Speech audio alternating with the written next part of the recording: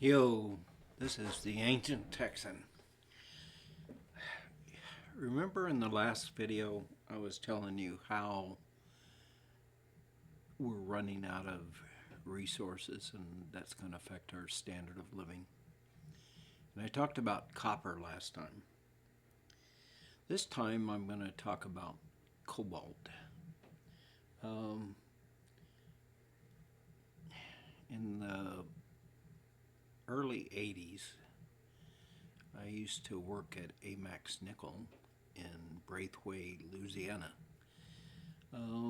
Most of the time when I was there, I was responsible for the Cobalt circuit. We made thousands of tons of cobalt. Our main product was nickel and then copper. But cobalt was actually pretty profitable because I think it was selling for 30 bucks a pound or something back then. When I started there, it was like 2 bucks a pound, and then the price shot up. Well, cobalt now is used in a lot of the electronics that you have. It's used in, it's alloyed to make steels for jet motors. It's used in car batteries, electric car batteries. And guess what? There's a shortage, and even more importantly, guess who controls the supply? Yep, China. Now let me tell you how they manage this. First, they went to the Congo and they went to people that run in that country even before they were barely running it and said, we'll loan you a bunch of money and we'll build you a lot of infrastructure like highways and bridges and railroads and all that kind of stuff, billions of dollars worth. And all you have to do is sign this little loan here, and then we'll let you pay that loan back with cobalt. And we'll even help you operate the mine. We'll dig the hole for you. We'll get access to your ore. We'll give you credit for the ore. And we'll ship it over to China and mine it and make it into cobalt metal that we'll sell. That sounds like a good deal when you're a country that doesn't have any money. Meanwhile, the U.S. companies were doing feasibility studies. But see, even if the U.S. companies did feasibility studies and got money and made a deal with the Congo, here's the problem.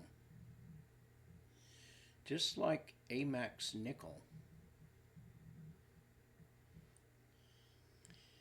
they could be put out of business by China.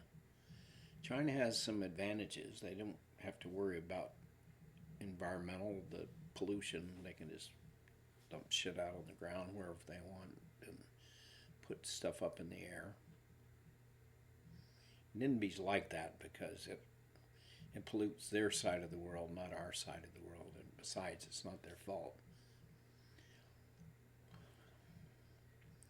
Then you might hear the irony there in my voice. So they have the advantage of they're free to pollute, and the advantage too that they don't pay their people very much, and they don't have to worry about safe work conditions, and they can do much larger quantities. because they're doing it for the whole world in their mind. And they are even more important. They're allowed to operate at a loss until they have market dominance and control the whole world's cobalt supply. Then they can raise their prices, and the government will subsidize them. So a U.S. company like us at Amex don't really have a chance. While we're in operation, they lower the price of nickel, copper, cobalt, however they strategically decides the way to do it. Put us out of business, then later raise the price. They've done that. That's their game plan. So what do? We thought, well, that's great. Just let them make it cheap for us. And we've done that with all of our critical metals. So now, if they want to shut us down and say they don't want us to make electric car batteries, or they don't want us to have cobalt for our jet engines and our aircraft, you just turn the knob and we're in trouble. Now, the U.S. could develop a policy that worked. Here's a simple formula for how it works. One, they pre-purchase metal for the military and for our economy. They purchase output that hasn't come out of a mine or a refining facility at some agreed price that's near market level price, say over the average over the last 10 years, adjust it for inflation. And that gives you the capital cost to start the mine or the refining facility. And then part two, they have to put in $1 per pound to cover the cost of the environmental rules,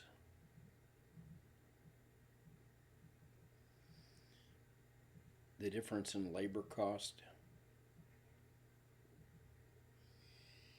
and also the delay and the cost of that delay in getting permits, which could be 4 years, 10 years, 15 years, which is the really big cost. If you have to wait 15 years to get a project going, if you've ever done return on investment calculations, you'll know that just doesn't work. What comes out of what makes you money what generates cash flow the first 4 or 5 years, has the biggest effect on the return on investment. So the government can, if you guys need a plan, I can draw one up for you. But you compensate for all these cost differences between China and us.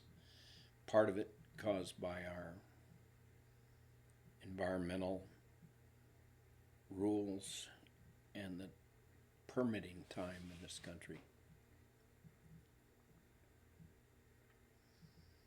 Or you can just be dependent on China and they can cut you off when you want to. So that's the choice our country is on. And the choice they've made is to be dependent on China. If you look at the current state of metal production, the demise of metals in America, it's quite obvious the choice we made over.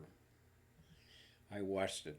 I've had a 60-year career in metals in America, and I've watched us get out of one metal after another, and it's always the same game book with China. It's very hard to get a project that's low enough cost that you can compete against China when they decide to lower their price and wait you out. so our government can step in and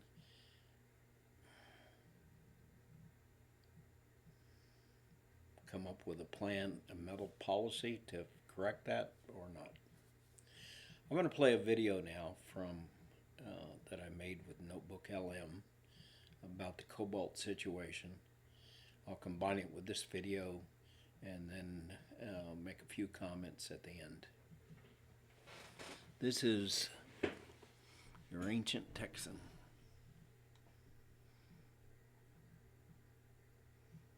Talking to you about cobalt. How exciting. It's just your future. Don't worry about it. I'm sarcastic today, sorry. All right, let's dive into a massive global puzzle. It's one that ties together our most advanced gadgets, huge economic stakes, and a serious game of geopolitical chess. And right at the heart of it all, one single remarkable metal, cobalt. So think about it for a second. An electric car, a fighter jet engine, and the smartphone that's probably in your hand right now. What in the world do they all have in common? Well, the answer is cobalt. It's the secret sauce that lets them do what they do. You see, cobalt isn't just another chunk of metal. It's kind of the unsung hero of the modern world. It is incredibly strong, it can take insane amounts of heat. And maybe most importantly, it's the ingredient that stabilizes these super advanced materials our whole tech world relies on. Okay, so here's our roadmap. First, we're going to look at exactly why this metal is so indispensable. Then, we'll uncover the massive global choke point in its supply. After that, we'll get into the very high cost of this dependency, look at the frantic race to diversify, and finally ask what it all means for our future. So, Section 1. Why is this metal so absolutely critical? Well, it turns out our entire high-tech existence is basically built on this stuff. Just look at this breakdown. A whopping 60% of all cobalt goes straight into rechargeable batteries. It's the key ingredient in the lithium-ion batteries that power our phones and, more importantly, our electric vehicles. Cobalt is what gives them a longer range and keeps them stable for a longer life. And that other 40%? Just as crucial. We're talking everything from superalloys and jet engines to medical implants. And you know, this incredible reliance, it brings up a pretty scary question. What happens if that supply chain ever gets broken? And this is not some far-off hypothetical. Experts are projecting a major supply shortage hitting us sometime between 2028 and 2033. I mean, that's right around the corner. A shortage like that could throw a huge wrench in the global push for EVs and put the entire clean energy transition at risk. Which brings us right to the heart of the cobalt conundrum. The supply chain is, to put it mildly, dangerously concentrated. Let's peel back the layers and see just how fragile this whole thing really is. Just look at that number. Let it sink in for a second. Over 70% of the entire world's supply of cobalt is mined in just one country. And that country is the Democratic Republic of Congo. It's an unbelievable concentration of a critical resource in one single place. But believe it or not, the story gets even more intense. See, it's not just about geography, it's about power. It's about who's actually running the show. And right now, Chinese firms control somewhere between 72 and 80% of the cobalt coming out of the DRC. They have stakes in 15 of the 19 major mines there. And this bottleneck doesn't end at the mine. It continues to the next absolutely vital step in the process. A mind-boggling 78% of all cobalt refining happens in one country. Yup, China. This is where the raw ore gets turned into the ultra-pure metals and chemicals that batteries and alloys actually need. So this means there's control over the source, and then almost total control over the refining process. It's a complete grip on the supply chain. So what's the fallout from this? Well, this kind of control comes with a price. And believe me, it's not just a financial one. Let's break down the real costs of being this dependent. First off, the economics are just brutal. For a new refinery to get built in the West, its break-even point is over $20 a pound. Now compare that to the cash cost for the China-backed operations in the DRC, around $11. And a huge piece of that puzzle is labor. We're talking as low as 35 cents a pound in the DRC versus multiple dollars a pound somewhere like Canada. It makes competing on price nearly impossible. But the cost, it goes so much deeper than dollars and cents. You've got massive geopolitical vulnerability for any country that needs cobalt for its military or its energy grid. And then there's the truly tragic part. the human cost. This competition fuels brutal conflict and instability in the DRC. The violence in the eastern part of the country has been linked to an estimated 6 million deaths since 1996. 6 million. So, faced with this stark reality, a global race is on, a race to build new alternative supply chains to break this dependency. But the big question is, can they actually pull it off? Well, let's be clear, this is not a quick fix. Right now, today, we are at peak dependency. And while we are seeing some promising steps, like a new refinery in Canada that's set to start opening in 2027, realistically, building a truly diversified supply chain from scratch, that's a 5 to 10-year project, minimum. It's a huge mountain to climb. But it makes you wonder, is this a completely new skill that has to be invented from scratch? Or has this kind of capability ever existed outside of this one dominant supply chain? Well, it turns out the answer is no, it's not new. There is a precedent. Way back between 1974 and 1985, a refinery in Louisiana called Amex Nickel did exactly this. They refined cobalt-rich material that was imported from South Africa and Australia. And here's the kicker. Those original mines, they're still up and running today. So the know-how once existed, and the raw materials outside the DRC still exist. Okay, so let's zoom out and pull all these pieces together. What does this all mean for the future? For the new balance of power in a world that is rapidly going electric? This is the fundamental tension we're facing. Our shared global goal of a clean energy future is completely dependent on one metal that flows through an incredibly fragile, highly concentrated supply chain.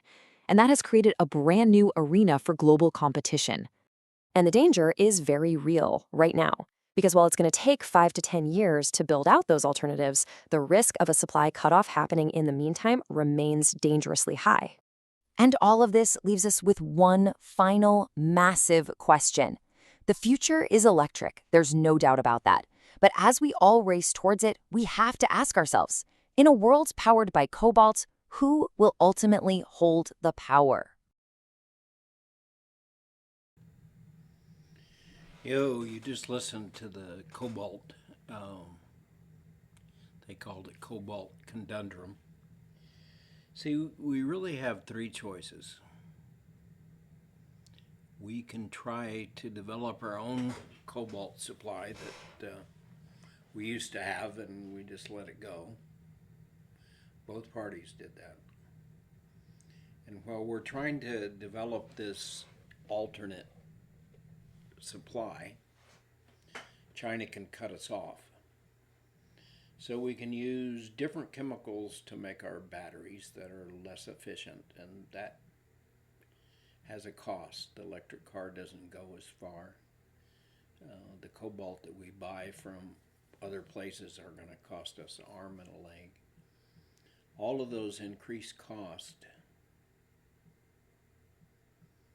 lower our standard of living that we used to have when we used to have cobalt.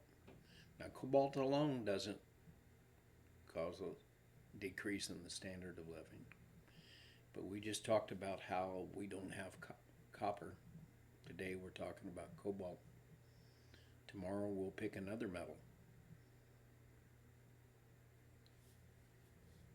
So A, we live with China controlling us. B, we try to get an alternative supply that could take a decade, if you could get it permitted in a decade. Or three, we have resource wars. None of these are good options. All of these are big problems that we're not working on. Tariffs, without a more comprehensive program in place, won't help us. Might help us if we had a big master plan, but I see no evidence we have a master plan. If you want a master plan, come talk to me and we can put one together. Otherwise, just get ready for your standard of living to just slip through your fingers. And one day you'll find living in America, you can be as poor as living in Africa. I know, I'm exaggerating, right? Hmm. Anyway, wish you a good day and